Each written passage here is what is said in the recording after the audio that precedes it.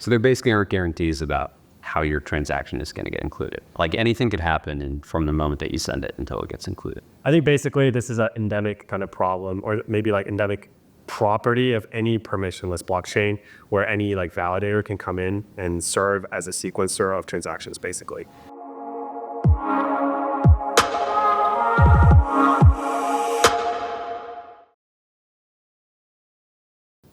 Hi, I'm Shane. I'm a research partner at Hack VC, and I'm joined by Terry, who's at Eclipse. Hi, I'm Terry, currently head of strategy at Eclipse.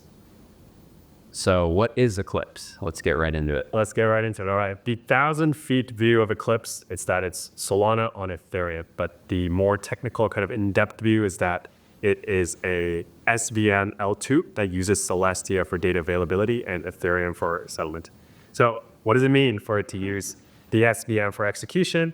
Well, when a user submits a transaction, A Solana transaction. well, let's say just in this case, a user of an arbitrary blockchain submits transaction to an L2 sequencer. Most of the time, the L2 sequencer, when they execute the transaction, the rules by which it executes the transactions, the output that it spits out, the succinct commitment of the state that it holds, these all abide by the rules of the EVM. And the EVM is the Ethereum Virtual Machine. It's a specification of execution that Ethereum layer 1 follows.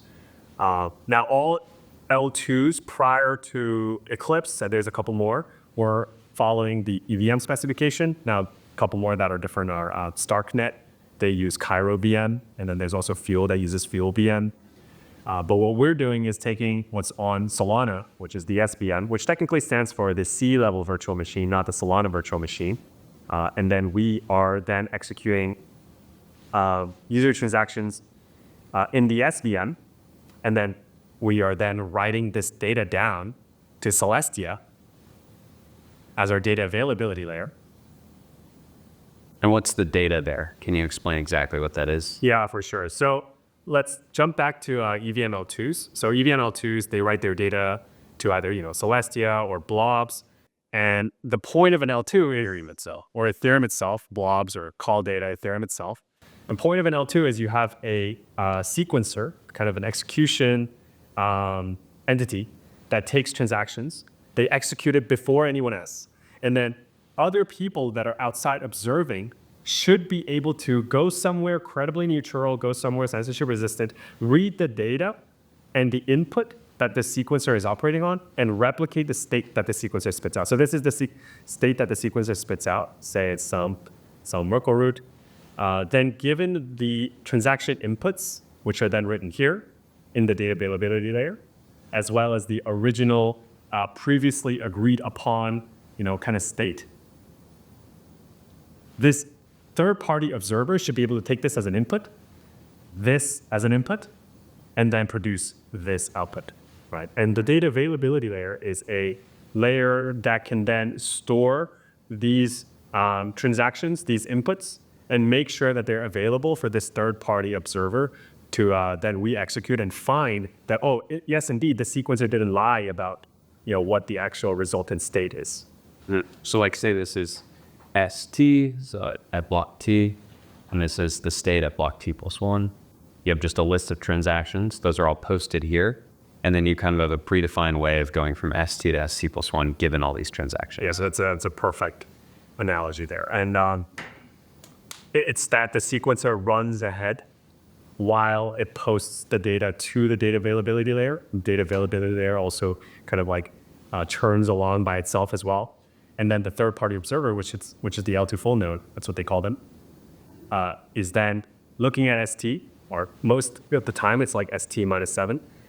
ST minus 7, they take in all the transactions that occurred here, and then they cross-check it with whatever state that they receive from the sequencer itself. So maybe they're receiving ST+1 directly from the sequencer, and the job of the L2 full node is then check, what's the current sequencer communicated state?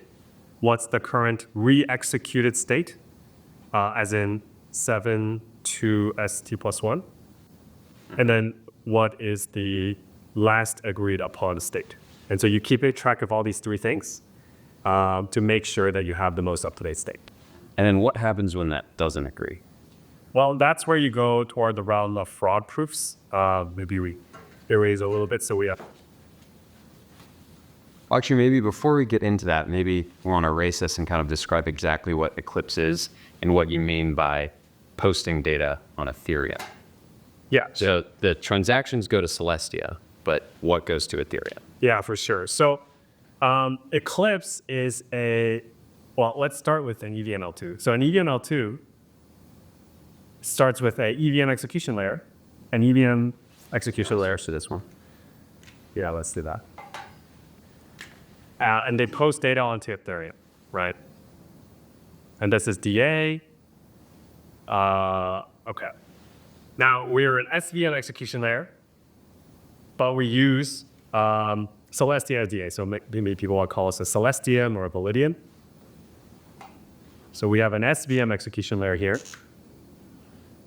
We have Celestia here, where we deposit data availability to. Now, but in addition to this, what we want to do is we want to enable trustless deposits from Ethereum. And in order to do that, we then need to deposit or write some data to Ethereum. And what the some data needs to be is when a third-party full node observer looks at Celestia and looks at Ethereum, or just by looking at Ethereum, they should be able to then find what are the transaction lists such that, given, state 1, I can replicate state n+1. What do you mean by transaction lists? The data availability like the data written to the DA layer. So like, for example, if I have state at time n, and if I have all the transactions that occurred between state n and n+1, then I can reconstruct state n+1, right? By re-executing those lists of transactions on state n. So what a third-party L2 full node needs to be able to do in the case of a SVM Validium that settles to Ethereum, they need to look only at Ethereum to find out what is the set of transactions, what is state n, what is state n+1, and on top of that, what occurs on Ethereum is the deposit transactions. So this L2 full node has to be able to look at Ethereum and find and reconcile the relative ordering between these two items. And the transactions and the transaction data, that is on Celestia. This is on Celestia. So what does Ethereum then need to contain? They need to contain first the deposits, but also some type of pointer and commitment to the blocks on Celestia which contain the relevant transaction data, such that you can then reconcile the transaction data and the deposits to form what is kind of the list of transactions that occurred that are relevant to my execution layer between state n and state n+1. So that is what needs to go on Ethereum. So it's not the transactions themselves, it's not their hashes, anything like that. It's something more complex. It's just a pointer to where they are on Celestia. Okay, a pointer to where they are, right, okay. And when you say you have to order them correctly, does the deposit include like a block number or? Yeah, so what is? Normally, so there's many different types of implementations here, and we're still in research, but normally in another L2, the batch that is deposited onto Ethereum will contain the relevant block number or L2 block number, such that you're able to then reconcile. It'll happen at like the end of that block or the start of that. Precisely. Gonna erase this. So now let's go back to, And a standard EVM-L2, when you say SN and SN+1, that's normally like some sort of Merkle root or some sort of consolidation of all the state information. Is that correct? Yeah. Okay. And so then in Eclipse's case, what is that? We need or is there an equivalent?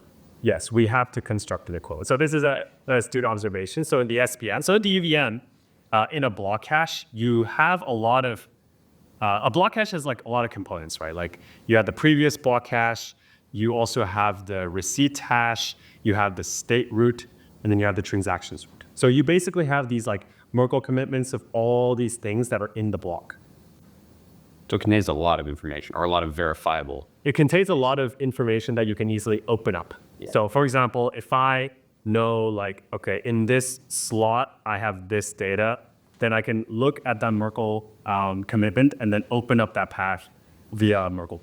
verify that. verify that that exists there via a Merkle proof. Now on the SVN, there doesn't exist any type of succinct, verifiable, and openable state commitment, right? And so if you then want to, specifically in the case of fraud proofs, but also, in this case of making sure that specifically in the case of fraud proofs, but also making sure you have the correct commitment to the state. Yes, you do need to construct some type of state commitment on the SVM as well.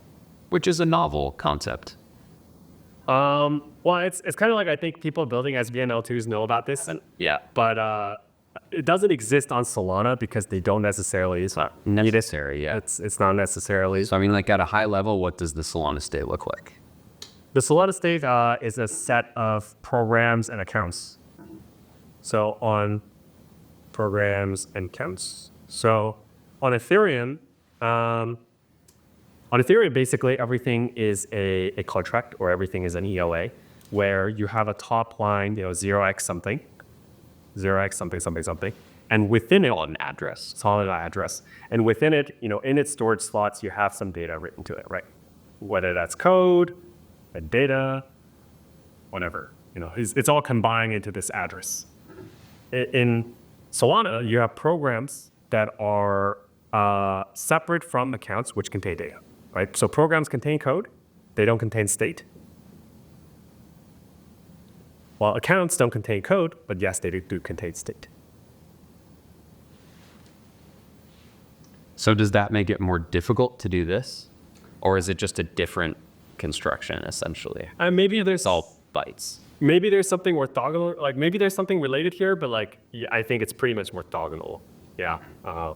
But this has other perks. For example, instead here, for example, when you make a new ERC20, you just need to make a constant new one. Okay, so there's the ERC22, Yeah. there's the ERC23. And every time you make a token, you're basically, creating a new version of this contract versus, on Solana, you have a token program and then you just instead shooting your accounts. So that's kind of a difference in terms of how it's exposed to both the developer and the user. But in terms of when we're discussing state commitments, kind of a dominant concept in my life. And so do you want to get more into the state commitments or more into kind of the structure of how blocks are produced and how many validators you have and so on? Let's get to the latter one. Okay. Yeah, I think Sounds that's good. interesting.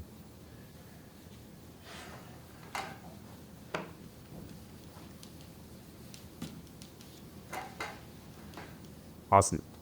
So the way blocks are produced on Eclipse is largely equivalent to the way blocks are produced on Solana, with one exception. We don't yet have some type of bundle auction infrastructure. So on Solana, people submit transactions either directly to the validator, the leader, or they submit it to an entity, the Jito relayer. And then in the Jito relayer, there are auctions, bundle auctions, by which people who are submitting different transactions compete for inclusion. And the people who win certain bundle auctions then get included and sent to the leader. So this is kind of the user transaction flow and the transaction ingestion pipeline on Solana. On Eclipse, that doesn't yet exist. So on Eclipse, you just directly send to your sequencer. The one kind of advantage here is that in Solana, or maybe the way you look at it, it's an advantage, disadvantage. On Solana, you have a permissionless set of validators. So I think there's some 100 or something. Yeah, something like 1,500, and they constantly rotate every 1.6 seconds, right? And they're all around the world. They're all around the world. They're globally distributed. And so when you send one to these validators, what one of these guys can do is oh, hey, from Shane, I got transaction A, B, and C. And then I can then show this to someone else, right? And then someone else sees these transactions and then goes, oh, you know what? It's actually interesting if I put A prime here. And then I can send this bundle of A prime, A, B, C to Jito and get deterministic inclusion on this validator, right? And this validator gets a kickback. They get some portion of sold tips.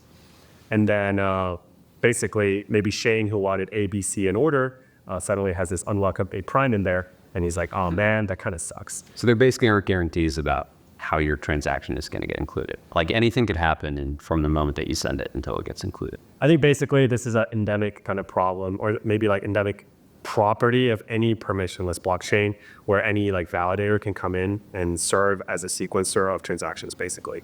But MEV, basically. But in our case, because we have, number one, a permission validator set, but also we have a very small validator set, there is a significantly less risk of it being, say you send it to Eclipse, then Eclipse shares these transactions with someone else, then immediately oh wait, Eclipse shares very obvious. It's like, Eclipse is misbehaving. And so there's two ways kind of people think about this structure. So a lot of L2s, and I think us included, we're okay with saying, it is a very attributable problem because we are the sequencer operator. If we are sharing transactions with someone else, it is very immediately obviously noticeable, and that is a reputational, there is some reputational collateral to burn there. And then there's people saying like, we don't even want the possibility of this to happen. And so they, put this in a TE. And so the operator themselves are unable to actually see the transactions as they come in. You send it to the TE builds the block, sends it to the validator. Like that type of construction does exist, but it isn't a firmware issues. Yeah, it's not something we're like significantly considering at the moment. So you drew this number for a reason. They're going to be 4? Yes, right now there's four sequencers on the Eclipse network. So Eclipse operates 2, and then an external party operates the 2 other ones. Okay, so basically neither of you have quote unquote control. That's the idea. Neither of us, like no one can induce a safety fault if we want to. So here, we have fault tolerance. If like one goes down, the network will still be live.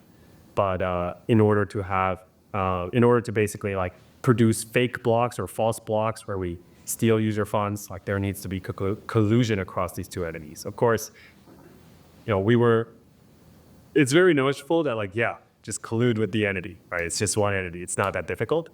But we are in our infancy, and it is something of consideration that we're thinking about of validator, of like governance, election, and removal of the sequencers. And I think that's something. Making it a larger number and more entities. Is that the idea? Not really. So we're not that interested. Eventually, maybe. We're not that interested in not this. We don't want this. Maybe 20 or something. We definitely don't want like a permissionless set, but just because of the issues that we're experiencing here. And I think in the initial bootstrapping phases of the network, I think having a permission set is totally fine. I think just having as many insofar as, I think what's more important is actually the ability for users of the chain to be able to elect and de-elect which sequencers are part of the network, right? Because which is not possible here. If you have Sol, you're live, you're a validator, no matter what anyone wants to say. Well, one solution that people have proposed to this MEV issue of like private mempools is actually, let's have a whitelist. All right, let's just have a list of people that we know for sure are not sandwiching users, know for sure don't have constructed private mempools, and let's just send transactions to them at the RPC layer, or just have the ability for me when I send a transaction to indicate that's what I want. Or stop sending votes to this validator or something. Or something like that. A bit more extreme, but. So for example, if you use Jupyter today, like you have the option to only send through Jito, right? Such that your transaction Extreme version of that. Right, like that exists. And so I think the kind of L2 version of that idea would be if you have people who are using the L2 be able to vote for who can actually sequence your transactions. And therefore, the users of the network have an innate incentive to make sure that they're getting the best type of sequencing, the best inclusion guarantees. And if there are relatively verifiable and attributable kind of errors and maliciousness in terms of a sequencer, the ability to vote them out, I think is kind of the equivalent in a permissionless network, a permission network. Super interesting. So then what is the block time and, Scott, how often do you cycle? I told Zahn I would work on my whiteboarding and make sure it's like crispy clean. Like his, he kind of scribbled everywhere, but I feel like I've largely failed here. So on Solana, the block times are at 400 milliseconds. But as you can see, right, it's like 1,500 globally distributed nodes, which is fantastic, of course, a high level of decentralization. We have 4 relatively co-located nodes. Right now, our block times are clocking in at around 330 to 350 milliseconds. And the hope and the desire for the next quarter is to bring that down as much as possible. Mm-hmm. And so is it the same thing where an Eclipse sequencer gets 4 consecutive blocks, or is it more or less? same place, store key size in a block to 6 blocks. So like 1.6 seconds here per liter, and then at 1.4, 1.6 seconds here per liter. And to make it simpler, you're just doing round robin precisely. Because here it's predetermined and random, right? Every epoch. Yeah. Can you do that?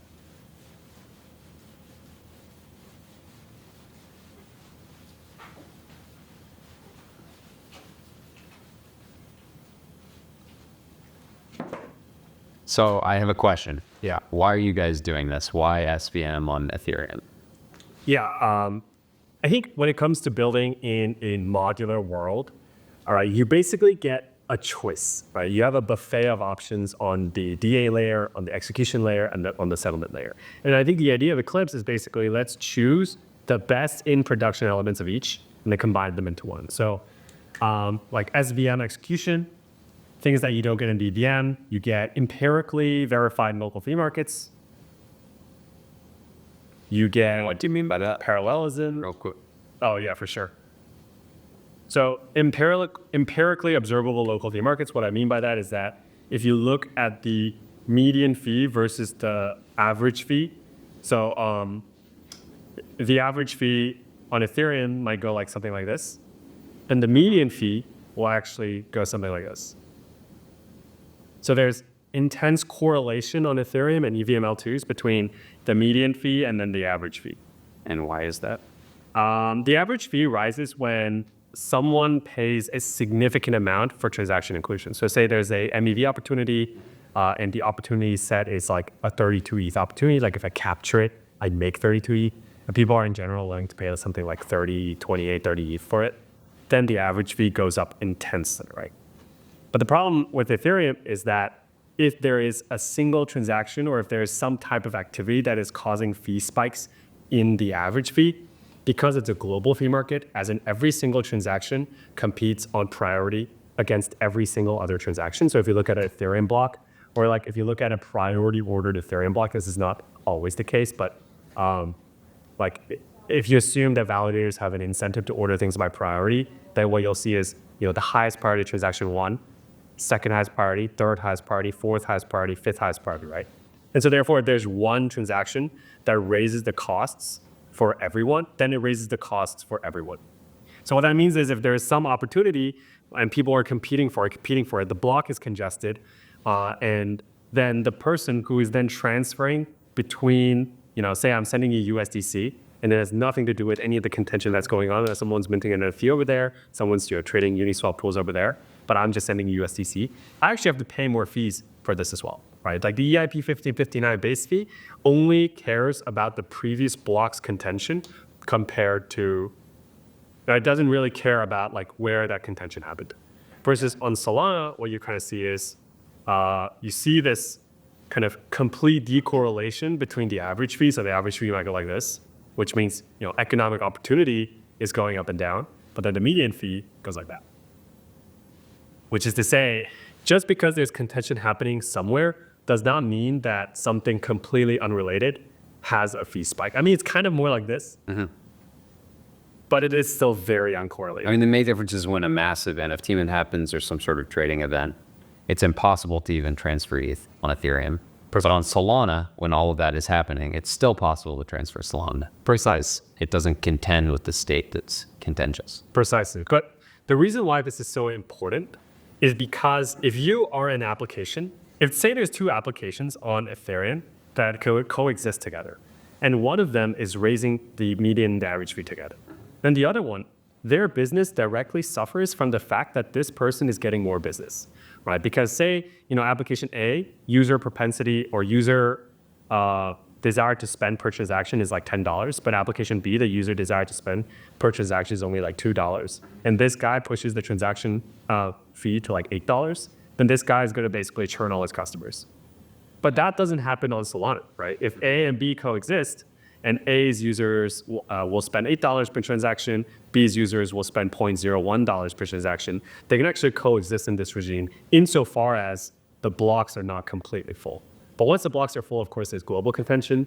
But before that, these guys can actually coexist on one chain, So when people talk about we want to build a single state machine or like a single execution environment, like this is a absolute necessity. And maybe I can explain like why or like how this is an emergent property in Solana versus on Ethereum. Sure, and it kind of also lends into the second point. Great. Yeah, absolutely. So let's talk about Solana transactions and how they look like. So a Solana transaction, you have to specify, but Maybe I'll start with EVM. okay, let's start with High level. So in the EVM, you send a transaction to a account or to a contract. And it specifies the kind of method that you're going to call, the function that you're going to call in the contract. The first, I think the first 4 bytes, 0x something, something, something. And then the data that you're going to input into that function, right? And that's it. And that's it. That's all you give. But if you look at the Solana transaction, what it looks like is I'll gloss over kind of the auxiliary stuff that go to the meat of it. You basically list out, okay, here is the account I want to touch. Here's the instruction I want to call. So here's the function I want to call. Yep. And then So that's this, basically. that is like this part. And then here is the account A, B, C that I read to or write to, right? Say I write to this, but I only read this. And I specify basically exactly what piece of state I am touching and I'm writing to and I'm reading.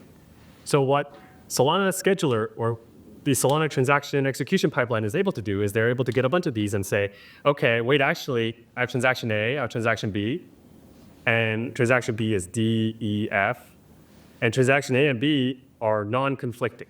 Like there's nothing in each where if transaction A is scheduled with the same time in parallel to transaction B, we're going to have a read conflict or write conflict, right? And so what they're able to do is then schedule A and B together Same time. at the same time in parallel, E could even read C. or you could even read C. Right, so they're able to schedule this in parallel, and Agave operates on 4 threads. So you can then schedule different transaction sets in parallel.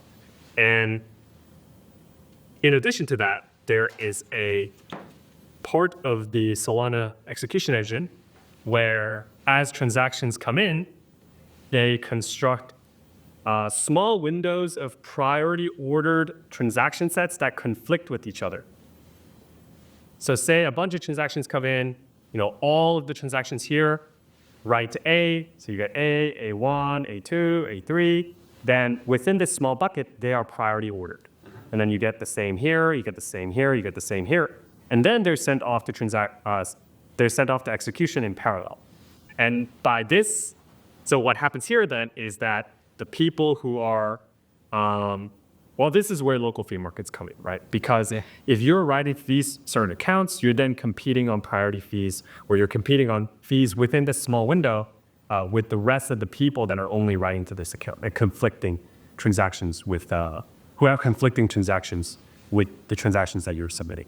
So, you kind of get these two as a result of, they go hand in hand. You get them as a result of first the transaction specification, and this is again a high level overview. If you actually look at the docs, it's much more complicated. There's a lot of more stuff in there, as well as this kind of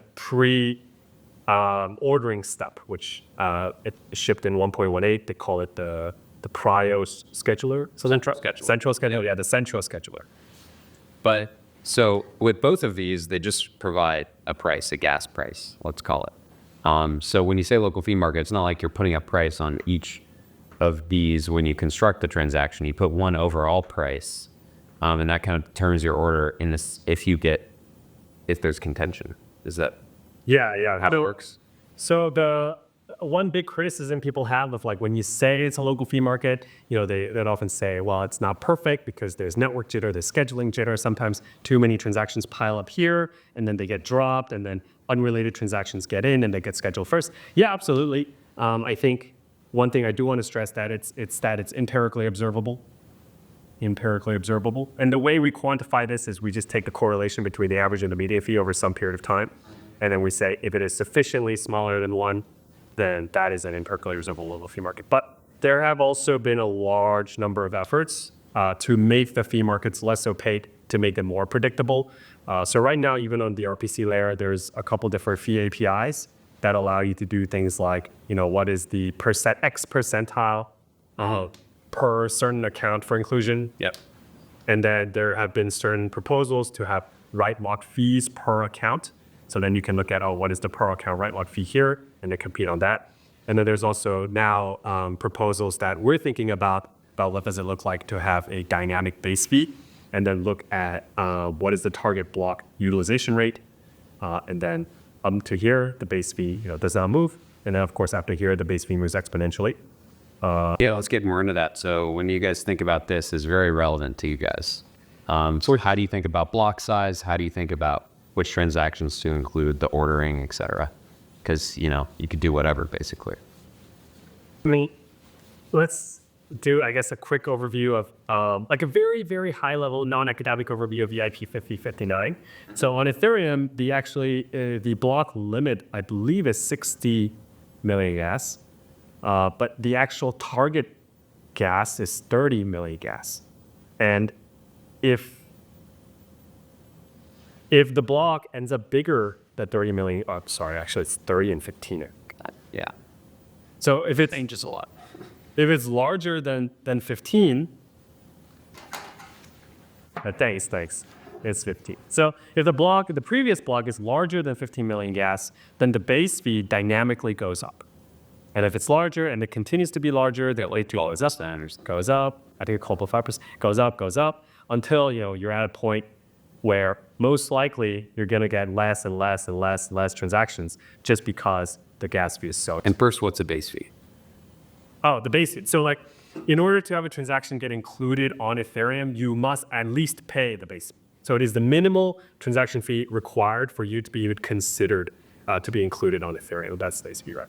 On Solana, so on Ethereum, you have what? One, a dynamic base fee. Which is this mechanism where, depending on how full the block is, it goes up and down. Yes. And two, you have target block utilization. I'm just going to say PV. So you have a target block utilization, and then you basically have a fee controller that just oscillates and makes sure that you are somewhere around the target block utilization. On Solana, you have 48 million CUs? 48 million CUs per block. But you have a non-dynamic static base fee, and you don't have a target block utilization. Which means even though the block might be completely full, there is no controller that is able to control the base fee, the static posted price that you have to pay for inclusion, such that you are guaranteed inclusion if you pay the base fee. So what happens instead is, after a certain point in time, people start competing purely on the priority fee. And it's something tiny, right? Something like that. Yeah, I think it's incredibly negligible, right? So And it doesn't depend on CU. it has no dependence on. So what happens here is basically once blocks become very, very, very full, then people start competing on priority and or span, because there might be some type of network outage, network jitter, things like that, which degrades the experience of anyone trying to submit transactions. Because here, what you don't know is that no matter where the block is, if you at least pay the base fee, most of the time you are going Little priority fee. and a tiny little priority fee, you're going to get inclusion. This is the posted price, is a posted price mechanism. But here, it's a very opaque market, right? And so now what we've been thinking about is, and I think a lot of SVM teams basically have been thinking about is there a way where we can not have the target block utilization rates be so small, right? Because this is only 50%. You're operating at 50% of max capacity, as in validators are able to actually service 30 million gas, but you're operating at 15 million. So excuse me, the Ethereum community, if I get these numbers wrong.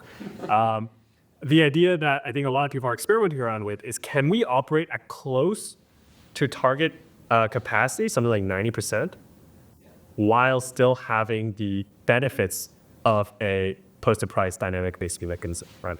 And there's a lot of experiments going out there. Like one method we've thought about is, instead of enshrining it, because there seems to be some type of people don't like that.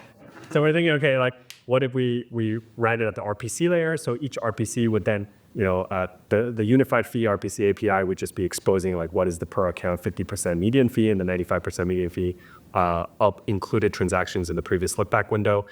In that sense, it evolves into something very similar to dynamic-based fees, but that's kind of how we're thinking about exposing it as an API. But that's it's like work that's very infantile at the moment.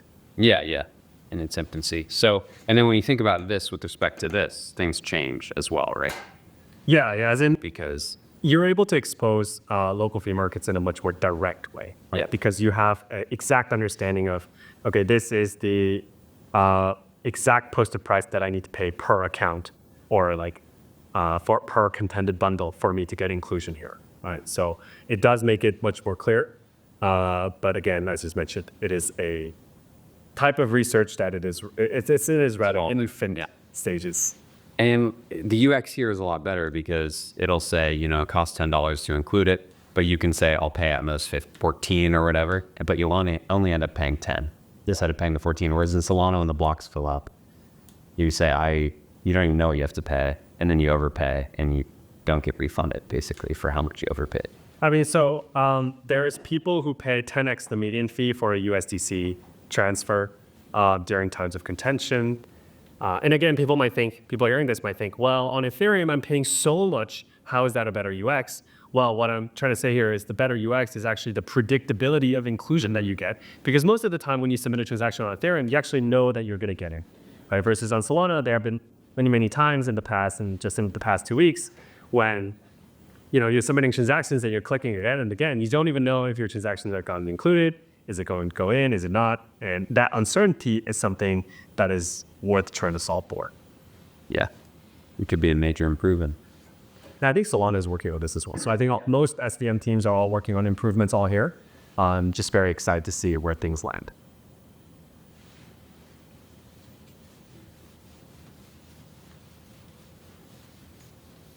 So what do you want to talk about next? So I think when it comes to fees, I think it's also worth talking about what happens to fees on L1s and L2s.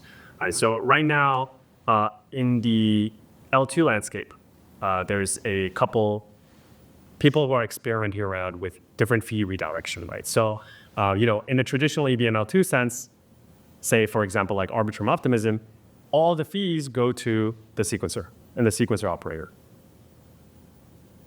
So when you see like, oh, Coinbase has made 100 million this quarter off of base sequencer fees, like basically all the type of priority fees that users pay, all the fees that searchers pay for inclusion, that basically all goes to Optimism. So if your L2 has 100 of economic activity, then probably 98 of that, or maybe something between 90 to 98 of that ends up going to the sequencer operator. Now, in the case of an OP Stack L2, so that might end up going back to Optimism Labs. The other types of experiments that people are doing, and this one is not live yet, it's called Metaxas. This is Unichain. Yeah. And the idea here is each contract defines in its execution layer what amount they are going to charge as a multiple of the priority fee that's paid per transaction. So for example, in the contract, say it goes swap, like function swap, and then here it goes pay to 0x me, 2x your priority fee. Yep. And this only works if the L2 sequenced in order priority fee. Precisely. This only works if the L2 is sequenced in the order priority fee, which is why Unichain is the first, I believe, to ever use TE builders and TE sequencers.